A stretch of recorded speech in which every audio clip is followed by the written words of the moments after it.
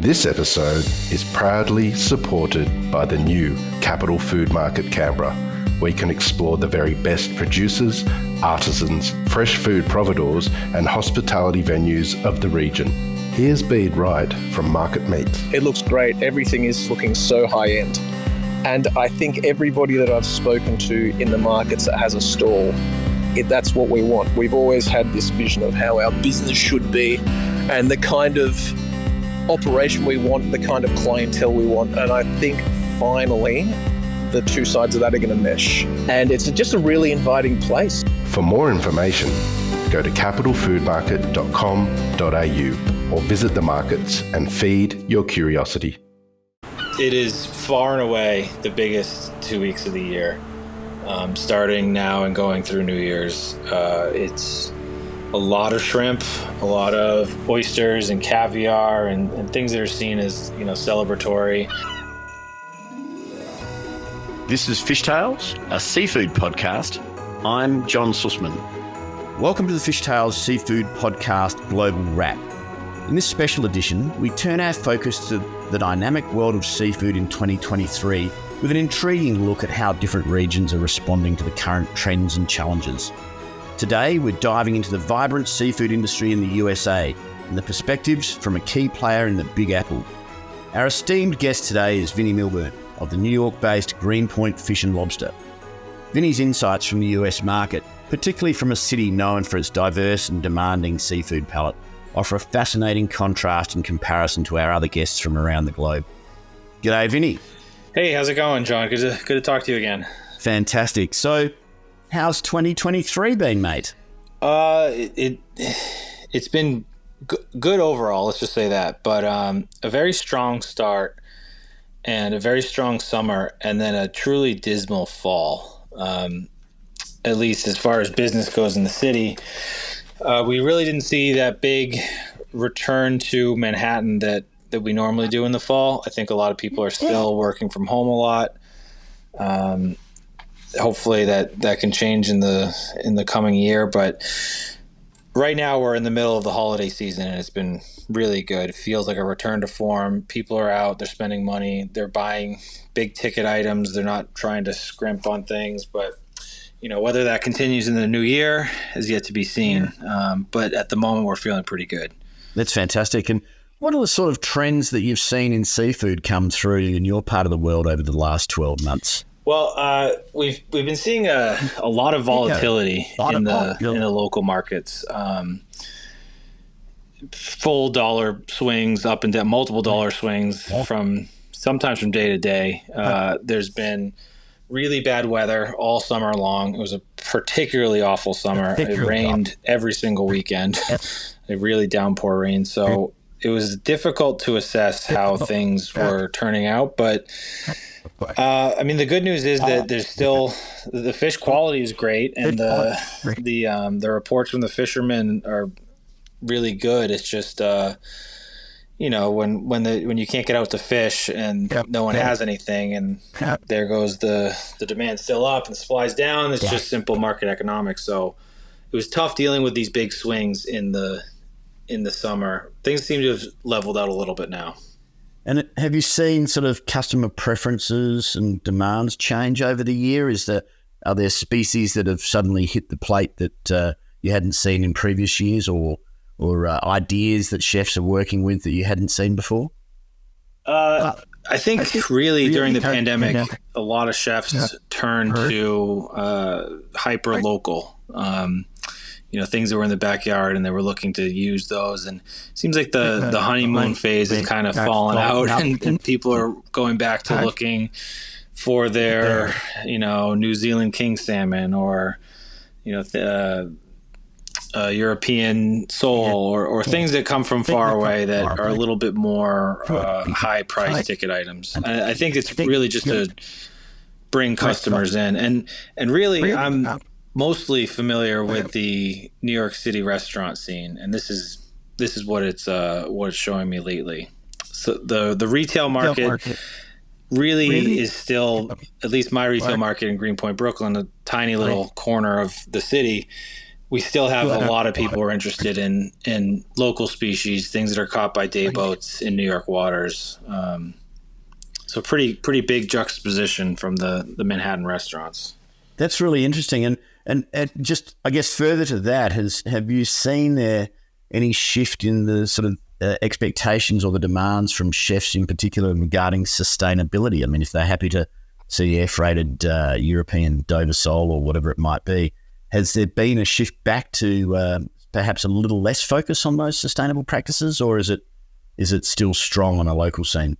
I think it's still very strong, especially from the clientele that I deal with. That's what we're known for here in the city. But it really is still a young person's game. The younger chefs are really interested in it, where the chefs that have been in the same place for 40 years, not so interested in it. I think it's really going to be the next generation who's driving these changes. And some of the people are really focused on, let me use a bunch of bycatch or underutilized species, and whatever you got in whatever size, I'll take it.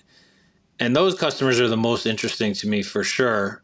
Unfortunately, they are few and far between. And when business is down, the restaurant owners kind of take the reins back and say, you know what, we got to get those European salmon back in. When I say dismal in the fall, it was really bad. And, I talked to a lot of my colleagues and other people in the industry, and it was industry wide. So it's a little comforting when everyone's in tough shape, but it's not a good thing either way. Still no fun, yeah. Would you say that there's a sort of a specific species or dish in seafood that has become a trend in restaurants in New York this year? Not one that really sticks. I think that chefs, just like all of us, are chronically online, and they like what they see, and there's a new flashy thing from one chef that looks amazing, and then all of a sudden everyone wants cockles, but then the next week they don't. There hasn't been any trend that I've seen that's really stuck as far as one particular species, but it is funny that you can kind of see that there are thought leaders in this arena, because I'll get 5 calls for Spanish mackerel one day, and I know I saw that on Instagram too. The guy that did that dish, I know what everyone's thinking. So it'd be nice if you could harvest some of these trendsetters and push them in one direction. But the reason why they're trendsetters is they are creative in their own right. So, absolutely. And are you seeing those influences just localized, or are they globalized these days, do you think, in from what you're seeing? I mean, there's definitely big global ones, but I think as far as the people that I work with here in New York, it's a very insular community, and they all respect each other very much, and they like to see what other people are doing. And in friendly competition, they want to outdo their colleagues. So I think that it's a very small community of people that are always looking at each other and what they're doing. And luckily, we've been fortunate enough to sell to many of them and get that product in their hands consistently. Yeah, that's good. Mate, what about over the holiday season here? Do you have changes in supply or demand over the holiday season in your part of the world? Yeah, it is far and away the biggest 2 weeks of the year. Starting now and going through New Year's, it's a lot of shrimp, a lot of oysters and caviar and things that are seen as celebratory. The Feast of the Seven Fishes, which is an Italian cultural thing, is really big in this part of the world. So there's a lot of fish being sold right now, and it's a good variety. A nice assortment. It's not just one single thing. People buy squid and octopus and pollock and haddock and lobster tails and shrimp. Tell us a bit more about that Seven Fishes cultural event. Yeah, it's an Italian. I mean, I don't actually know if it's truly Italian. It might just be Italian American, but it's something that a lot of people get into, especially in New York. It is it's a Christmas Eve tradition where they have a certain. There's debate on which fish you actually use, but there's 7 different fishes in this meal on Christmas Eve, and in recent years, it's expanded outside of just the Italian community, and there's a lot of people in my neck of the woods that like to celebrate it, make it their own tradition of having a lot of seafood on Christmas Eve. That's not just a marketing ploy by Greenpoint Fish and Lobster, is it? Well, if it is, you can come by and get what you need. Excellent. And mate, what are you looking forward to in 2024? Well, I'm really, I feel like it's been 4 years. Well, it's been 4 years since COVID started, and it just feels like a totally different world. And in some ways it is. We haven't quite returned to where we were before. Some things are better off and some things are worse, but it feels like the foot is not on the gas pedal all the way yet. And I'm looking forward to getting to a time where people are really going to push the economy forward and feel a little bit safer about going out and going back to work and staying and at restaurants and eating out more and eating more seafood. I think that there's just been this feeling of hesitation that just has not completely been eliminated from the COVID years yet. And I do think that this will be the year that it's coming back. I hope, because we could really use it. Yeah, that's exciting to look forward to for sure.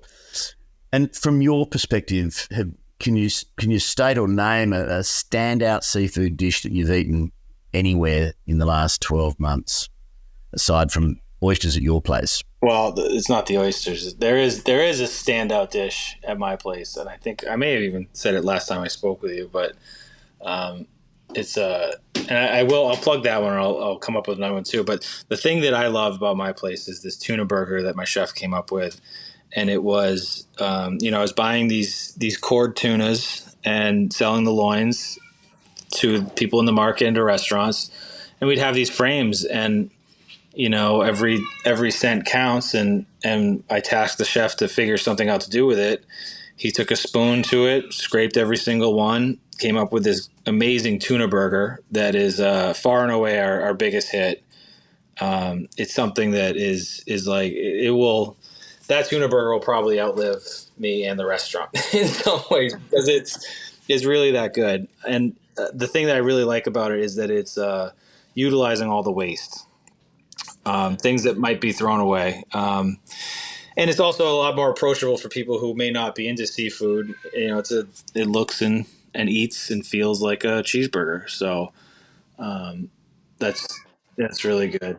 But one thing that I've been seeing, so the other thing that I've been seeing a lot, which I really love as a trend in the city, are these kind of return of or seafood towers. The oysters and the crab and the shrimp and the lobster tails and those sorts of things. Very decadent. It's something that it's a high priced item, but you go out and you feel special and it's delicious. And I've been seeing a lot more of those. People are interested in putting them on their menu, and I think it's a great move for both the restaurant industry and the seafood industry. Yeah, that's fantastic. That's exciting to hear. And finally, Vinny, what's going to be on your Christmas table? Turkey. Wrong answer, mate. Honestly, it'll be I haven't decided yet, actually. We in the past we've done salmon dishes. I always shuck oysters. I bring clams, but the benefit of having a seafood warehouse is I can kind of choose what looks good that day. So I have not yet figured it out. Well, whatever it is, have a great one. And again, Vinny, thanks so much for staying in touch with us. I look forward to absolutely catching up with you this next year to have a plate of oysters and a glass of wine. It's way overdue. And I would love that. That'd be great. Thanks again, Vinny. All the best, mate. All right. Thanks, John. Have a great holiday.